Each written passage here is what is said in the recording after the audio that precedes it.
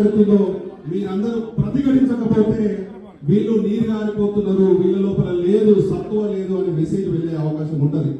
కాబట్టి మీరు బలంగా అడగండి, ఎవరైనా ఉంటే ప్రశ్నించండి. మీకు ఈ కమ్యూనిటీ మీద జరుగుతున్నటువంటి 2-3 దాడుల గురించి నేను చెప్పే ప్రయత్నం చేస్తాను. మీరు కూడా దీని మీద ఆలోచన చేయండి. అందరూ ఏమంటున్నారంటే, మొన్న ఒక పెద్ద ఆయన ఒక పుస్తకం రాసి దానిలో అందరిలో పోల్చుకుంటే బీసీలలో 300 కాపులే ఎక్కువ అవకాశం తీసుకున్నారు, 20 సీట్లు ఎక్కువ తీసుకున్నారు 300 కాపులు అని ఒక అపవాదు చేసే ప్రయత్నం చేసి, ఇలా నేను అడుగుతున్నా, ఇక్కడికి వెళ్ళి సరే మాకు సంబంధించిన నాయకులు ఎంతమంది వచ్చి రాలేదు తెలియదు, కానీ ఈ రోజు ఆది శ్రీనివాస్ గారు ఎమ్మెల్యే గెలవడం జరిగింది. ఎవరి మీద గెలిచిండ్రు ఆయన? ఎవరి మీద గెలిచిండ్రు ఆయన? వెలమ మీద గెలిచిండ్రు. ఇలా కరీంనగర్ లో గంగుల కమలాకర్ గారు ఉన్నారు, పార్టీలు వేరే ఉండొచ్చు. ఎవరి మీద గెలిచిండ్రు ఆయన?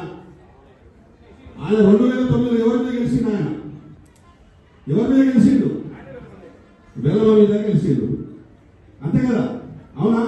ఇలా బండి సంజయ్ గారు కేంద్ర మంత్రిగా ఉన్నారు, ఆయన ఎవరి మీద గెలిచిండు? 2014లో 2019లో ఎవరి మీద?